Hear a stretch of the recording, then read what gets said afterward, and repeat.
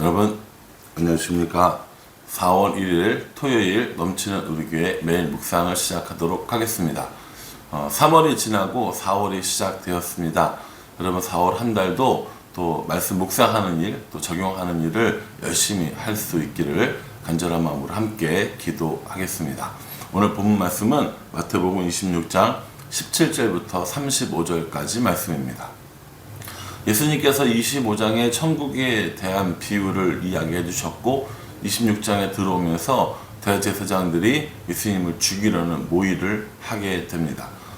마리아가 향유를 부은 사건이 일어났고요. 또 유다가 예수님을 배신해서 팔아넘기는 이런 일들이 일어나게 됩니다. 오늘 본문 말씀은 우리가 잘 아는 최후의 만찬 사건입니다. 최후의 만찬은 예수님과 제자들이 함께했던 6월절 저녁 식사를 의미하는 것입니다. 예수님께서는 이 저녁 식사를 통하여서 우리에게 여러 가지 영적 교훈을 주고 계십니다. 오늘 그 말씀을 한번 살펴보도록 하겠습니다. 이 6월절 식사는 예수님께서 준비시키십니다. 18절 말씀에 보면 선생님 말씀이 내 때가 가까웠으니 내 제자들과 함께 6월절을 내 집에서 지키겠다 하라. 이렇게 만나는 아무에게 이야기하라고 이야기하시죠. 그래서 그 장소에 가서 저녁 때 식사를 하십니다. 20절 말씀에 보면 저물 때에 예수께서 12제자와 함께 앉으셨더니 이렇게 얘기합니다. 그러니 날짜로 계산하면, 요일로 계산하면 목요일 저녁이거든요. 목요일 저녁에 날이 저물어서 6월절 식사를 하시면서 제자들에게 이렇게 말씀하고 계시는 겁니다. 21절이요. 내가 진실로 너에게 이르노니 너희 중에 한 사람이 나를 팔리라. 여러분 6월절 이 식사를 우리는 최후의 만찬이라고 부르지만 사실은 제자들은 이게 최후의 만찬인지 몰랐습니다. 6월절은 이스라엘 사람들에게 가장 큰 명절이고 아마 여러 음식들을 차려놓고 맛있게 먹으면서 여러 가지 이야기들을 하고 있었을 겁니다. 그런데 예수님께서 거기다 대고 뭐라고 얘기하시냐면은 너희 중에 한 사람이 나를 팔리라 이렇게 얘기하신 겁니다. 사람들이 얼마나 놀랬겠습니까? 제자들이 밥을 먹다가 얼마나 놀랬겠어요. 그래서 각각 너무 몹시 근심하면서 예수님께 나와서 물어봅니다. 예수님, 저는 아니죠? 라고 물어보는 거죠. 아마 이 상황이었다면 우리도 똑같이 했을 것 같아요. 예수님, 저는 아니죠. 제가 그럴 리가요. 저는 아닙니다. 라고 이야기를 했을 거라는 거죠. 그때 함께 식사를 하고 있던 가룟 유다도 예수님께 나와서 물어봅니다. 아마 분위기가 그랬을 수도 있고요. 또 다 물어보는데 자기만 안 하면 자기가 범인인 것처럼 보일런지 모른다는 생각에 이야기를 했을 수도 있습니다. 뭐라고 얘기하냐면 예수님, 저는 아니지요. 라고 이렇게 똑같이 물어보는 거죠. 그때 예수님께서 뭐라고 얘기하시냐면 내가 말하였도다 라고 이렇게 말씀하십니다. 내가 말하였도다 라고 말씀하시는 건 오늘날 우리들의 얘기를 하면 너야 라고 말씀하시는 겁니다. 물론 예수님께서 이렇게 말씀하시지는 않으셨겠지만 유다가 예수님 저는 아니지요 라고 이야기한 이 질문에 내가 말하였도다 라고 이야기하면서 유다가 예수님을 팔 것을 알려주십니다. 근데 사실은 제자들의 반응이 딱히 나오지는 않아요. 그러나 분명한 건 굉장히 혼란스러운 분위기였고 걱정과 근심이 많은 분위기였던 것은 맞는 것 같습니다. 이렇게 말씀하고 난 다음에 예수님께서 26절에 그들이 먹을 때에 예수께서 떡을 가지사 축복하시어 떼어 제자들에게 주시며 이르시되 받아서 먹으라 이것은 내 몸이라 라고 이렇게 말씀하고 계십니다. 이 부분이 이제 성찬식이라고 이야기하는 것이죠. 저희가 다음 주 금요일날 성찬식을 할 거기 때문에 그때 좀 더 이야기를 하겠지만 예수님께서는 자신을 팔 것이라고 한 이 순간에 누구라고 밝혀서 그 사람을 발본세본해서 쫓아내자가 아니라 그것이 자신에게 주어진 기름을 잘 알고 있었습니다. 그래서 떡을 떼어서 예수님의 몸이라고 이야기했고 잔을 나눠주면서 이것이 너희를 위하여 또 죄사함을 얻기 위하여 흘리는 피다라고 말씀해 주십니다. 예수님이 이제 곧 자신이 채찍질 당해서 몸이 찢기고 또 가시면류관과 창에 찔림 십자가에 달리시면서 흘리는 그 피가 우리의 죄사함을 얻기 위해서 주시는 언약의 피라는 것을 말씀해 주고 있다는 겁니다. 이렇게 사람들에게 자신의 몸, 자신의 피를 찢기고 또 흘릴 것을 말씀해 주니까 제자들은 굉장히 당황스러웠을 거라고 생각합니다. 저는 이 자리에 있었던 사람이라면 도대체 무슨 일이 일어날 거길래 이런 말씀을 하시지? 라는 생각을 했을 것 같아요. 예수님께서 이제 뭐라고 말씀하시냐면 31절에 오늘 밤에 너희가 다 나를 버리리라. 기록된 바 내가 목자를 치르니 양의 떼가 흩어지리라 하였느니라 라고 말씀하십니다. 여러분 여기 30절에 보면은 이에 저희가 찬미하고 감난산으로 나아가니라 라는 말씀이 있거든요. 여기는 이제 결과론적인 마지막 부분인 거고요. 이렇게 성찬식을 하고 난 다음에 예수님의 베드로의 부인 사건이 일어나고 이제 감난산으로 나아가는 겁니다. 예수님께서 성찬식을 하기 전에는 떡을 떼어주고 피를 떼어주기 전에는 너희 중에 한 사람이 나를 팔 거다라고 이야기를 하셨는데 이제 성찬식을 끝내고 나서 뭐라고 얘기하시냐면은 오늘 밤에 너희가 다 나를 버릴 것이다 라고 이렇게 얘기합니다.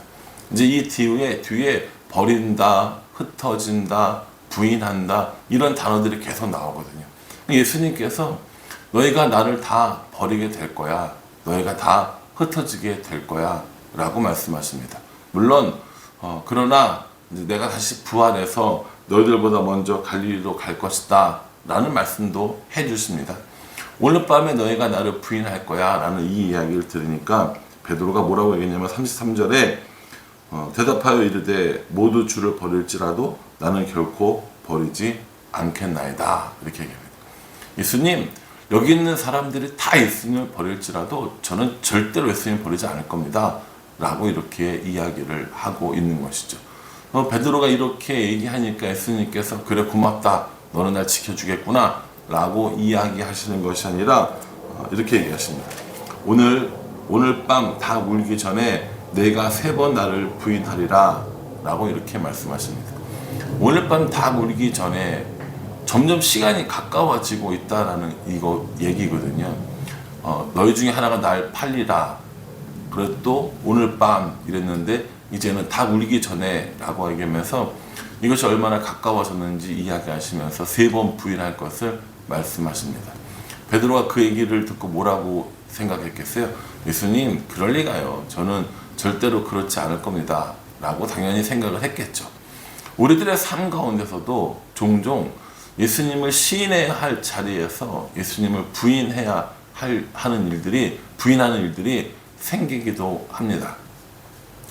우리는 예수님을 부인하지 않고 삽니다 라고 생각하지만 우리들의 삶 속에서 우리들의 생활 속에서 예수님 믿는 사람처럼 살지 않는 것 그것이 예수님을 부인하는 것과 별반 다르지 않다는 겁니다. 그래서 우리 스스로가 내 생활 중에 예수님을 시인하고 살고 있는지 또 예수님을 부인하고 살고 있는지 날마다 점검하는 것이 필요하지 않을까 생각을 해봅니다. 예수님께서 이렇게 오늘 밤 다구기 전에 내가 나를 3번 부인할 거야 라고 얘기하니까 베드로가 펄쩍 뜁니다. 베드로가 이르되 내가 주와 함께 죽을지언정 주를 부인하지 않겠나이다. 내가 주와 함께 죽을지언정 주를 부인하지 않겠습니다 라고 이야기했는데 불과 몇 시간 뒤에 정말 베드로는 예수님을 3번 부인하게 되는 것이죠. 여러분 베드로도 그랬다는 겁니다. 예수님과 함께 있었던 베드로도 그랬다는 겁니다. 목숨이 위태로워지고 자기에게 불이익이 생기게 될 것 같으니까 베드로마저도 예수님을 부인하는 모습을 우리에게 보여주고 있습니다.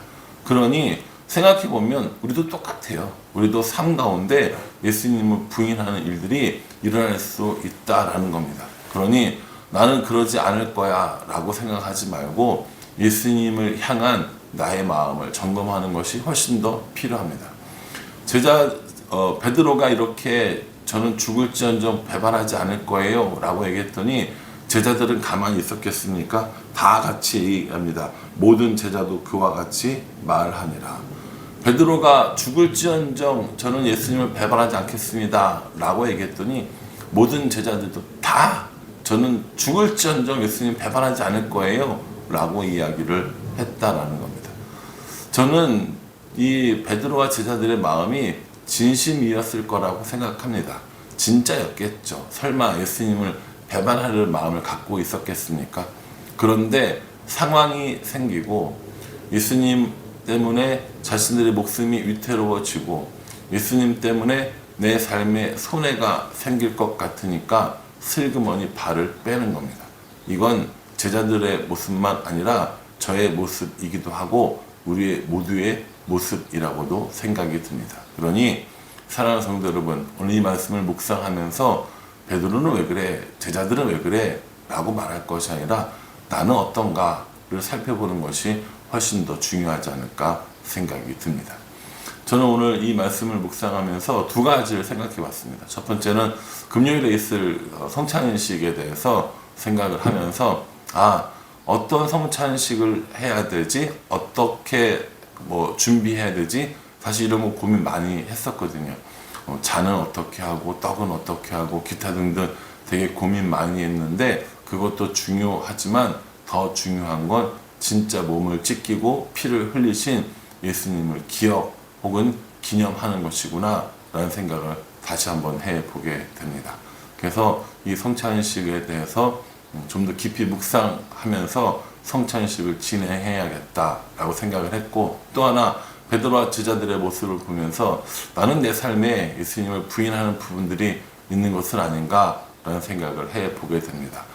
예수님을 부인하는 삶이 아니라 예수님을 시인하고 따르는 삶을 살겠다고 생각했는데 내 삶 속에 그렇지 않은 부분, 그렇게 보여지지 않는 부분이 무엇인지 돌이켜보고 또 찾아보고 예수님을 부인하는 삶이 아니라 시인하는 삶을 살겠노라고 생각해 봅니다.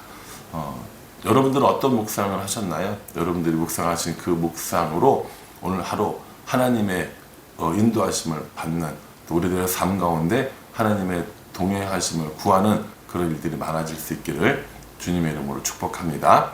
기도하겠습니다.